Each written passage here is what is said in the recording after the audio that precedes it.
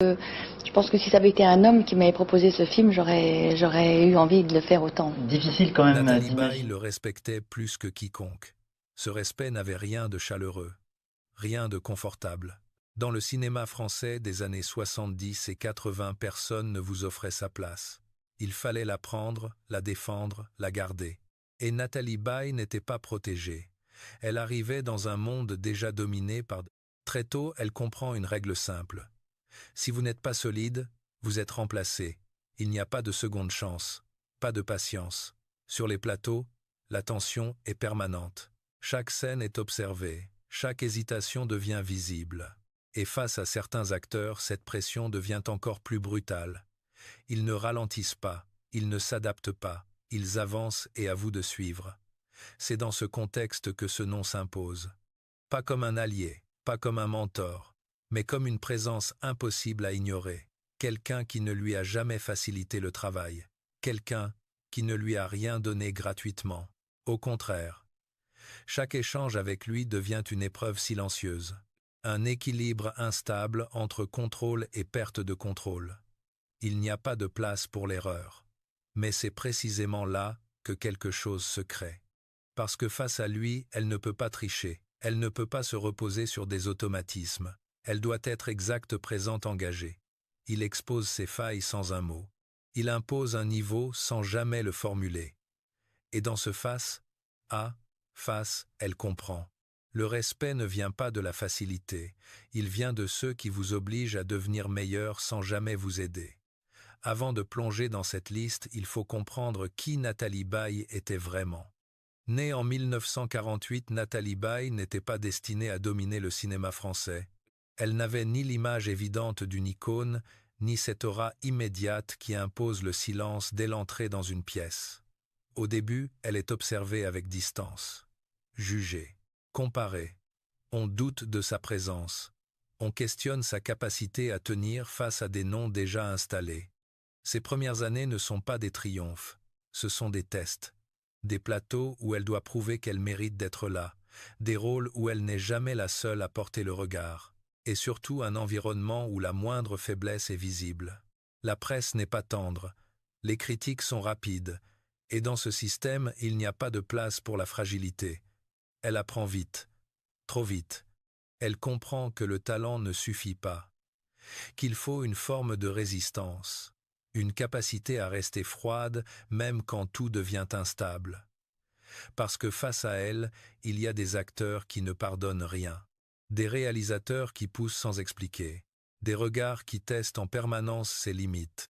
Certaines collaborations sont tendues, pas ouvertement, mais dans les silences, dans les non-dits, dans cette manière de jouer où chacun impose son territoire. Elle ne cherche pas le conflit, mais elle ne l'évite pas non plus. Elle avance scène après scène en ajustant, en corrigeant, en apprenant à tenir sous pression. C'est là que quelque chose change. Elle cesse de chercher l'approbation. Elle ne cherche plus à être aimée. Elle cherche à être juste, à être solide.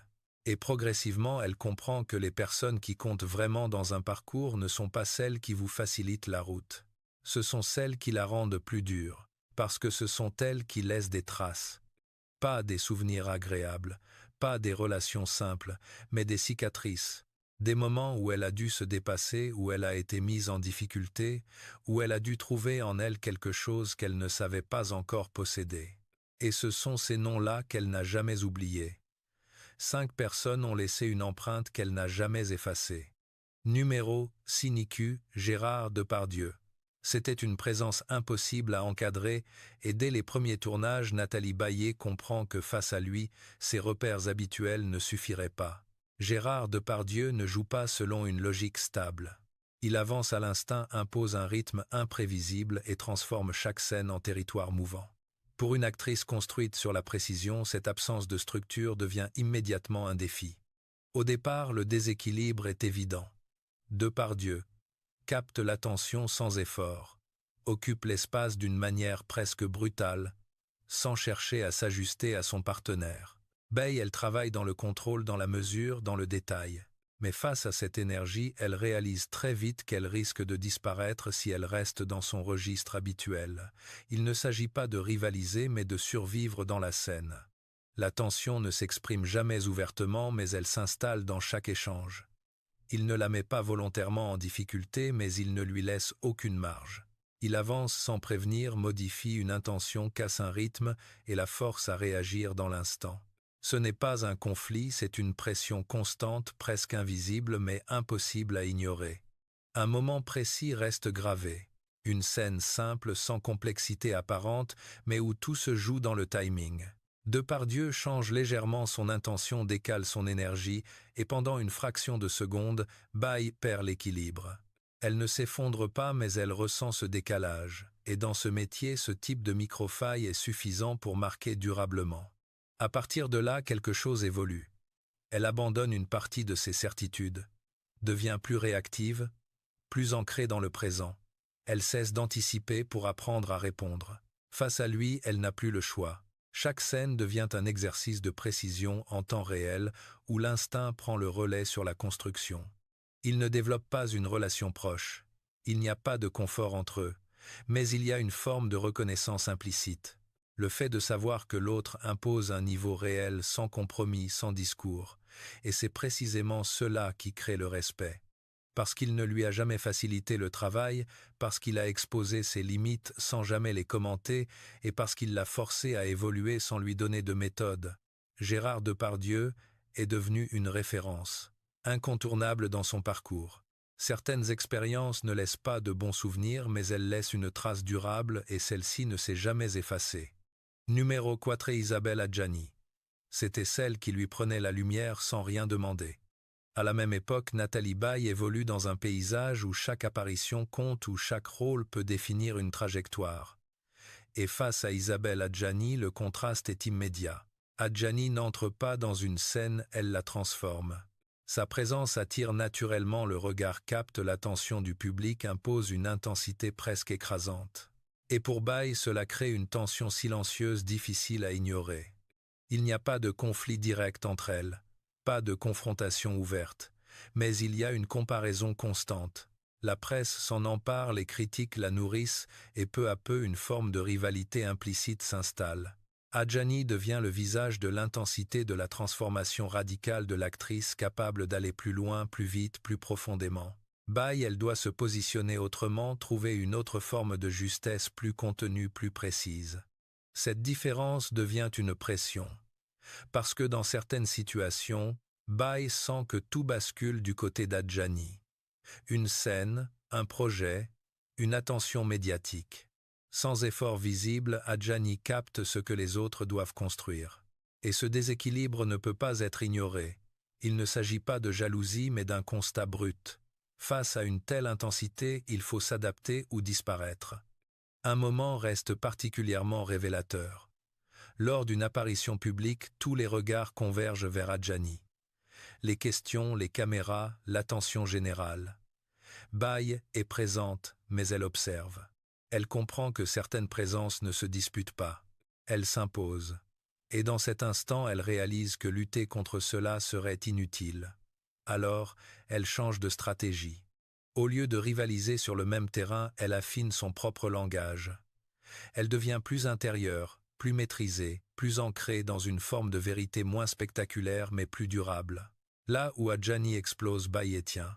Là où l'une attire immédiatement, l'autre s'installe lentement. Et cette différence devient sa force.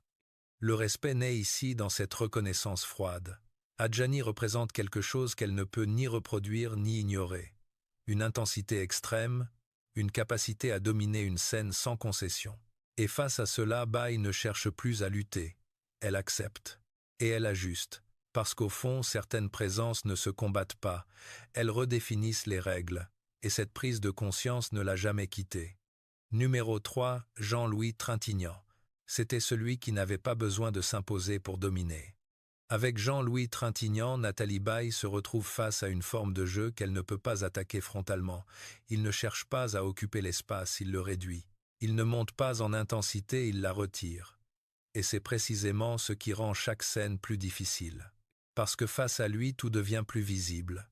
Chaque geste inutile, chaque regard trop appuyé, chaque intention mal dosée. Dès les premières collaborations, elle comprend que le danger est ailleurs. Avec d'autres, il faut suivre le rythme. Avec lui, il faut le ralentir. Trintignant impose un silence qui oblige à être exact. Il ne donne rien en trop et cela crée une tension différente, presque étouffante. Bai ne peut pas s'appuyer sur ses habitudes. Elle doit dépouiller son jeu, aller à l'essentiel et accepter de ne pas contrôler totalement la scène.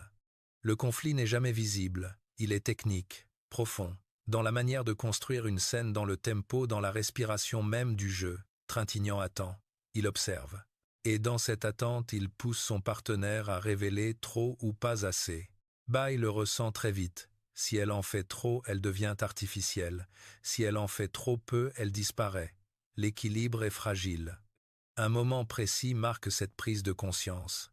Une scène presque immobile, peu de dialogue, tout repose sur les regards. Bai entre avec une intention claire construite. Mais face à Trintignant, quelque chose ne fonctionne pas. Il ne répond pas comme prévu. Il reste en retrait, presque absent, et pourtant il contrôle la scène. Et elle, malgré sa préparation, se retrouve à chercher un point d'appui qui n'existe pas. C'est là que tout bascule. Elle comprend que ce type de jeu ne se combat pas avec de l'énergie, mais avec de la précision. Elle doit enlever, simplifier, accepter le vide. Accepter que le silence soit une réponse. Et surtout accepter de ne pas toujours maîtriser l'échange. À partir de ce moment, son approche change. Elle devient plus fine, plus attentive aux détails invisibles. Elle apprend à laisser respirer une scène, à ne pas remplir chaque espace.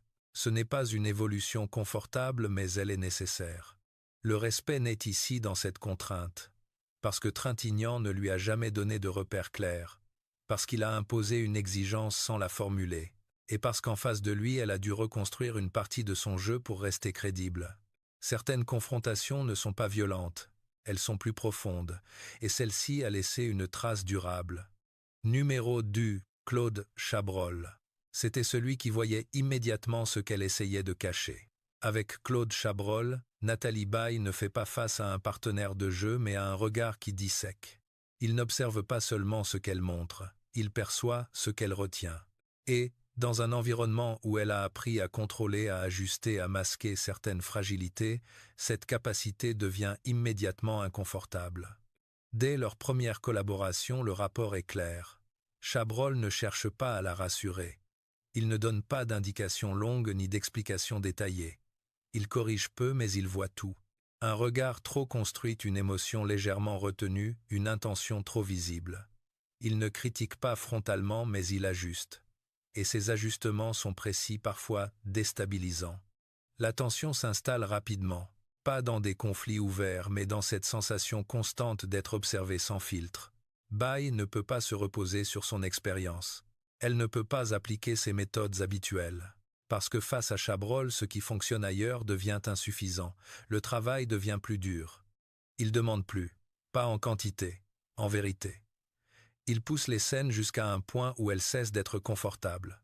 Il retire les couches, enlève les protections et oblige Bai à aller là où elle n'a pas l'habitude d'aller. Et il le fait sans jamais hausser le ton, sans pression apparente, juste avec une exigence constante. Un moment reste particulièrement marquant, une scène répétée plusieurs fois, pas parce qu'elle est mauvaise, mais parce qu'elle n'est pas encore juste. Bai sent qu'elle est proche mais pas exactement là. Chabrol ne donne pas de réponse claire. Il insiste. Encore. Et encore. Jusqu'à ce que quelque chose cède. Ce n'est pas une erreur, c'est un relâchement du contrôle, et c'est exactement ce qu'il attendait. À cet instant, elle comprend. Le problème n'était pas technique, il était intérieur. Elle jouait encore avec une forme de protection, et Chabrol venait de la faire disparaître. À partir de là, leur relation change. Pas plus douce, mais plus claire. Elle sait qu'avec lui, elle ne peut rien cacher. Et lui sait qu'elle peut aller plus loin qu'elle ne le pense. Le respect naît dans cette confrontation, parce qu'il ne l'a jamais laissé se contenter de ce qu'elle savait faire, parce qu'il a vu ses limites avant qu'elle ne les accepte, et parce qu'il l'a poussée à les dépasser sans jamais lui expliquer comment. Certaines personnes dirigent, d'autres révèlent, et lui il a fait les deux. Numéro 1, Alain Delon. C'était celui face à qui tout devenait immédiatement plus difficile. Avec Alain Delon, il n'y a pas de montée progressive. La pression est là dès le premier instant. Sa simple présence suffit à déséquilibrer une scène. Il n'a pas besoin d'imposer quoi que ce soit. Tout est déjà installé. Le regard, le silence, la manière d'occuper l'espace. Et face à cela, Nathalie Baye comprend très vite qu'elle ne pourra pas exister de manière approximative. Le contexte est clair. Delon est déjà une figure dominante du cinéma français. Une image forte, presque intouchable. Les attentes autour de lui sont immenses et chaque projet dans lequel il apparaît devient automatiquement un terrain où les autres doivent s'ajuster. Baye arrive avec son propre parcours, sa propre méthode, mais face à lui, cela ne suffit pas. Le conflit n'est pas déclaré. Il n'y a pas d'affrontement direct. Mais il y a une tension permanente liée à cette différence de statut d'aura de contrôle. Delon ne force rien. Il n'a pas besoin de parler plus fort ni de bouger davantage. Il existe et cela suffit à capter l'attention. Et dans cet espace déjà saturé, Baye doit trouver une place sans jamais perturber l'équilibre. C'est là que le travail devient exigeant. Parce qu'elle ne peut pas rivaliser sur le même terrain.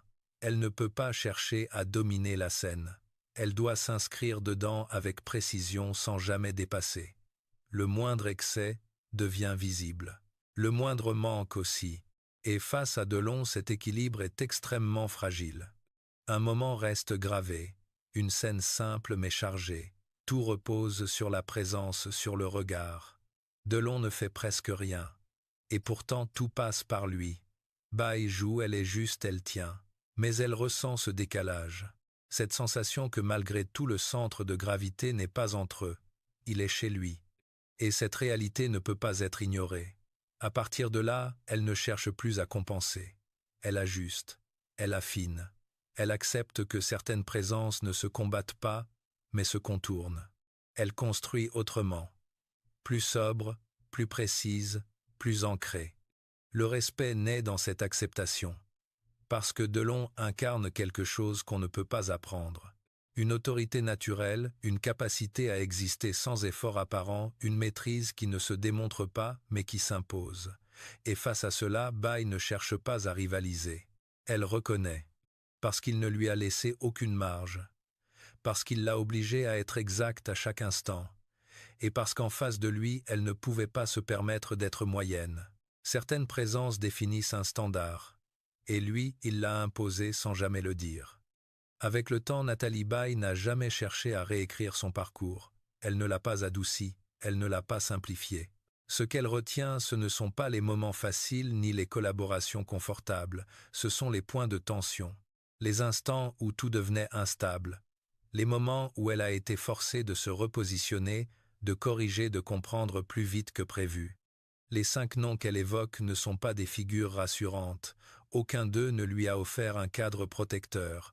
Aucun n'a cherché à rendre les choses plus simples. Au contraire, ils ont imposé un niveau, une exigence constante, une forme de rigueur qui ne laissait aucune place à l'approximation. Et face à cela, elle n'a jamais eu d'autre choix que de s'adapter. Ce respect ne vient pas d'une relation personnelle, il ne vient pas d'une proximité ou d'une affection particulière, il vient d'un constat, celui que ces personnes ont marqué son parcours d'une manière irréversible. Elles ont exposé ses limites parfois brutalement, parfois sans un mot.